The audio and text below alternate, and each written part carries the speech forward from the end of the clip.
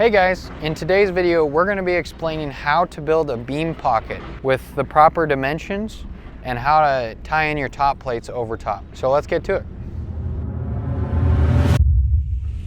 Okay, so the first step with building beam pockets is when you're laying out your plates. You're going to have all your boards laid out and you want to know where your beam pockets are.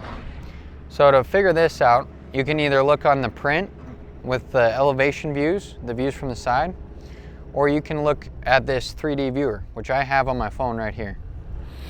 So here we are looking around the house. Now we can see a couple beams, but none of them have pockets until we get to over here. This is the front of the house, and we can see that this beam on the left here is in the wall.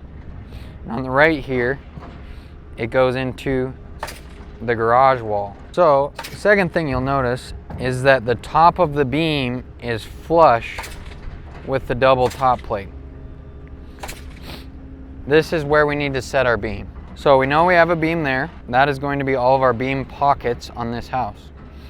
So next we'll go over to the roof truss layout. This will show you what the beam number is. So right here we can see that the beam is flush with the face of the wall, comes over into the garage, and is BM1L2. So we go up here. BM1L2 is 9 feet long. It's 1 3/4 inches by 7 1/4 tall. That's the number we're going to remember. It's 7 1/4 tall. We'll treat it like 7 5/16, which is 1/16 bigger, because when you set an LVL on the wood, it's just going to be a little bit higher all the time. Okay, so we got 7 1/4.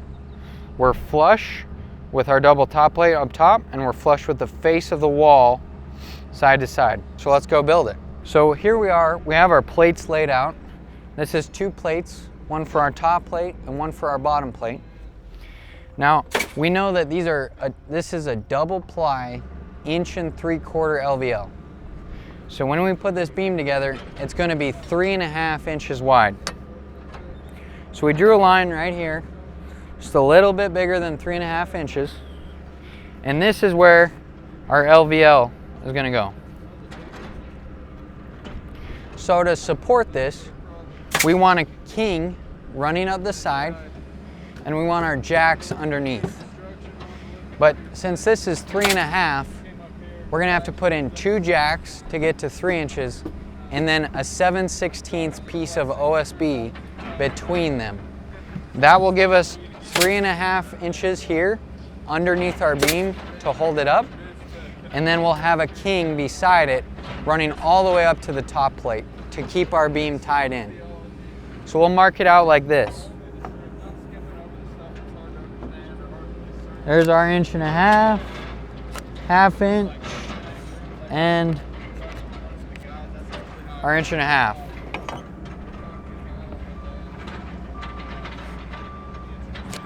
Here's our king. This arrow up top that's marked on our first top plate is where our second top plate will end, because we want this beam to be flush with the double top plate. We don't want it to stop underneath the top plate. So it's going to run all the way up. So we're going to have to cut out our top plate on this line. And our second top plate, our double top plate, is going to end there as well. So that our LVL will be flush at the very top of the wall after it's all built. We'll come through and make sure this is tied together, since we don't have a double top plate overlapping here. So we got our jacks and king marked out.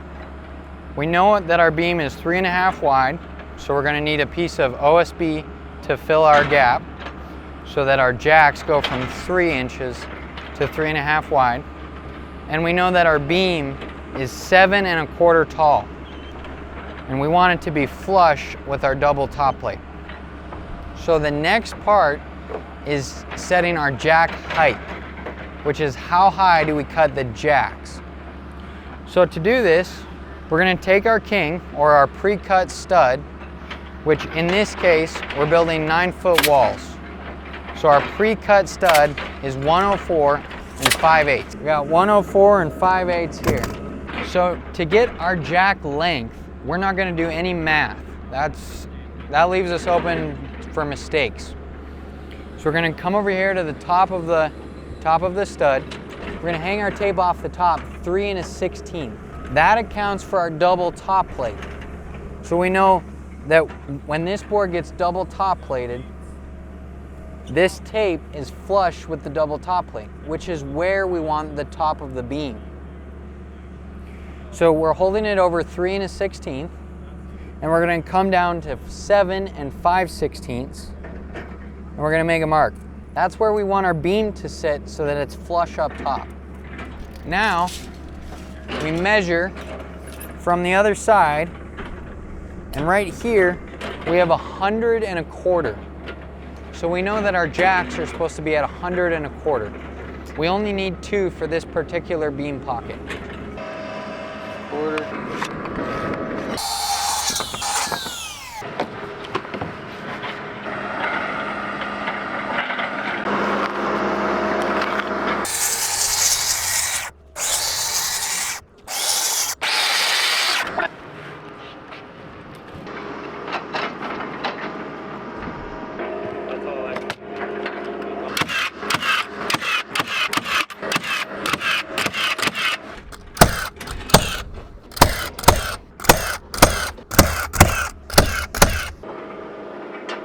So we got our beam pocket built, and you can see if this is our double top plate here on top of our king, we have a 7 5/16 opening for our beam to sit in here.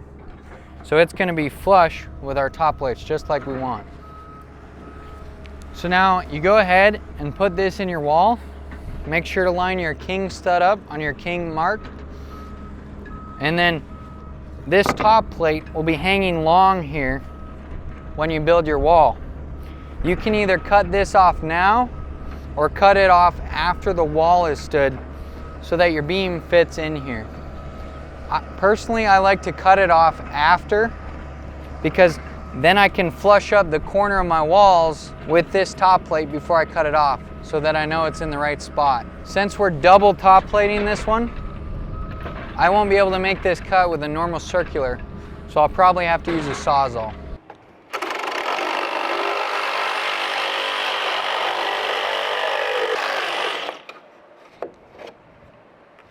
Okay, so we got our beam pocket cut out here. We got the sheeting cut around it, and we got the beam pocket installed on this other side here. We just sheeted right over it, and we'll show you guys how we build that and how to cut it out. Here we are in the garage. This is the other side of that beam. So we got another beam pocket in this wall. With our same spacer in the middle, we got a piece of sheeting here between our 2 jacks. And since this is in the middle of the wall, we have a king on each side of our beam. So the way we got this laid out is off the house, we pulled 6 feet to the face of the beam, which is the outer edge of our jack. That makes us parallel with the other wall, because it's a 6-foot bump out. So we did that when we were marking plates. And then to get the height of these jacks, we set a laser on that other beam pocket, shooting this way. Now this laser is 3 inches up here. So I put my tape on a board to act as my bottom plate. So I put my tape down, I was on a ladder, and I got my mark, my laser shooting across right here. And I saw it hit 125 1/2.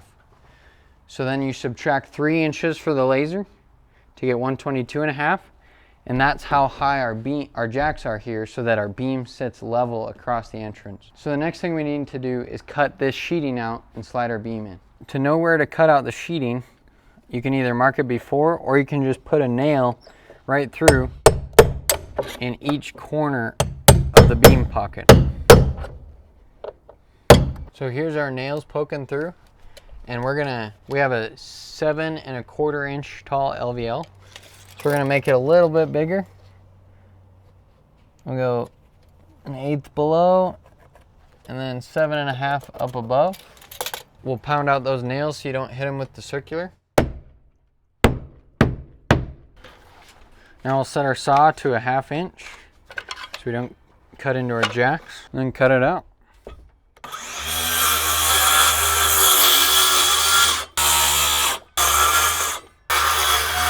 So there's our pocket, same distance off the house as that one is.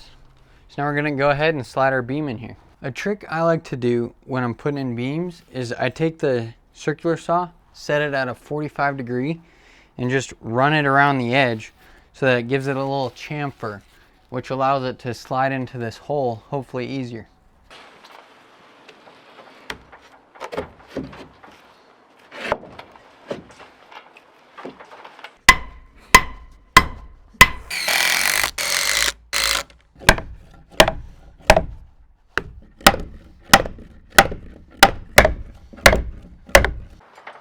Okay, so we got it in. That was a heck of a time getting it in there. It was pretty tight.